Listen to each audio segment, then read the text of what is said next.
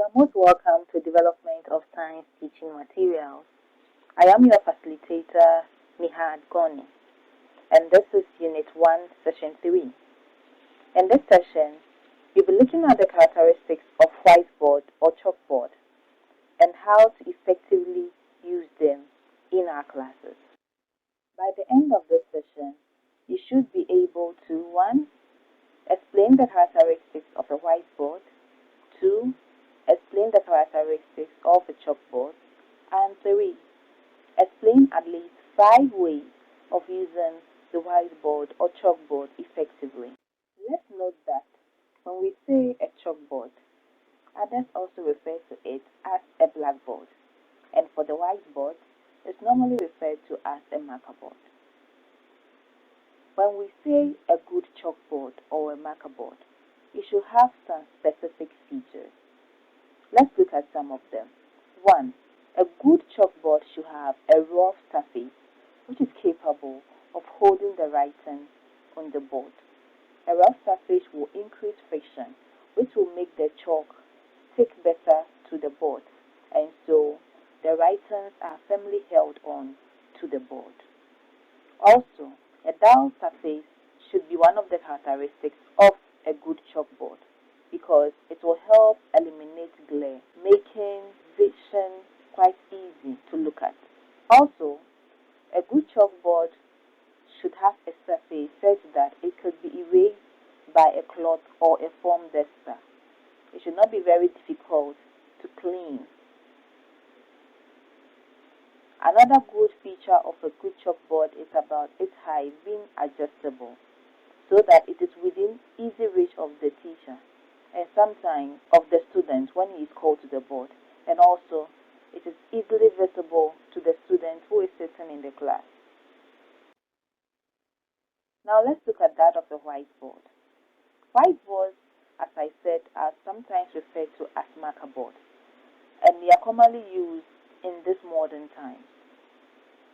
Most schools have transitioned from using the blackboard to the whiteboard. The way the whiteboards are fixed is similar to that of chalkboards. Do you remember how blackboards are fixed? If not, kindly go back to Session 2 to revise on how blackboards are fixed in the classroom. Whiteboards have the same way they are fixed in a classroom as a blackboard.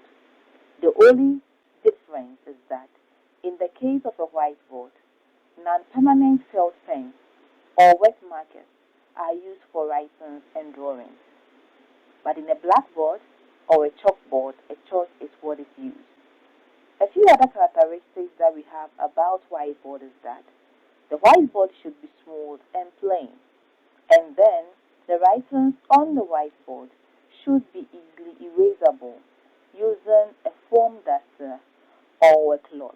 Now let's look at how to set a chalkboard or a whiteboard. The teacher uses the blackboard or the chalkboard to write important points, to sometimes draw illustrations, and to solve problems, among others. Most teachers use it for creating a learning experience in the class, hence the need to use them effectively to enhance learning. When using the blackboard or the whiteboard, a science teacher should keep the following points in mind so that he can maximize its effectiveness. Point 1. Make sure the handwriting on the board is clear and legible. Also looking out for avoiding overcrowding of information. This is to make it easy for your learners to easily view the information on the board. Also, the size of the words that you write on the board should be easily visible to everybody in the class, including those at the back, that is the back benches, and those seated in the corner. Your letters should not be less than 1 inch in height. Actually, it is recommended that the height of letters should be between 6 centimeters to 8 centimeters. Thus, as a teacher, often expect your writings on the board from the back bencher's view or from a corner seat. Also, check out the lightnings around the classroom so that the board is not glary. Make sure your lights are properly arranged to avoid glaring on the chalkboard. Normally, you can add on colored chalk chalks or colored markers to play emphasis on some points or parts of a sketch or diagram you make. These colored chalks or colored markers draw attention to themselves. So if you want to lay emphasis on a particular point or word, try to use these colored chalks or markers. Also, make sure that whenever an information has been discussed and noted down, clean the board. This will allow you to avoid overcrowding. For a difficult illustration, make sure you prepare it beforehand to save time. It could be drawn on a cardboard and then hung at the extreme end of the board before you even start your lesson, so that much of your instructional period is saved. Also, as a teacher, you are in front of your class and you are using the chalkboard. Whenever you want to explain some point, position yourself on one side of the board so you don't block the view of your students. Most students would like to be checking out the information you are given, but connecting it to what you have put on the board. And so when you are explaining points, don't block their view. Stand on one side of the board to explain them. The 8 points to effectively use a chalkboard or a whiteboard is that make use of a pointer.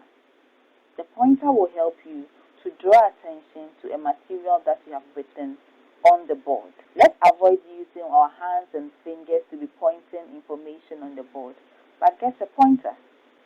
Also, allow students to also express their ideas, to make alterations and corrections on the information on the board.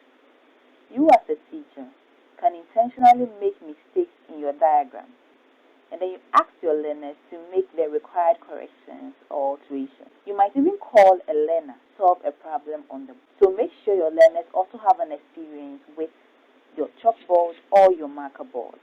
Also, you as a teacher using the board should make sure your eyes are kept on your students, even when you are writing on the board, to maintain proper discipline. So, as at when you are writing on the board, mostly and regularly turn back to check the class. Keep your eyes on students to maintain discipline. Whenever you are using a chalk, that is for the chalkboard, break it into 2 pieces and use the broken end to write on the board. It will ensure proper writing. And whenever you are using a whiteboard, make sure your marker is not dried up, or make sure the ink is also not finished. And my final point here, keep your fingers and wrist stiff and move your arm freely when you are writing on a chalkboard or a whiteboard. You know I never leave you without questions to try hands-on. These are a few on this session. 1. Explain the characteristics of a chalkboard and a whiteboard. And then explain at least 5 ways by which the science teacher could effectively use the chalkboard or a whiteboard. We have come to the end of this session. In this session, we were introduced to chalkboards and whiteboards, which are examples of non-projected display materials, and they are sometimes mostly called display boards. The chalkboards and the whiteboards are commonly used in our classrooms, and so as a chemistry teacher, you need to know how to effectively utilize it for your lesson delivery. Consider other points we discussed in this session and make use of them. Thank you, and see you in our next session.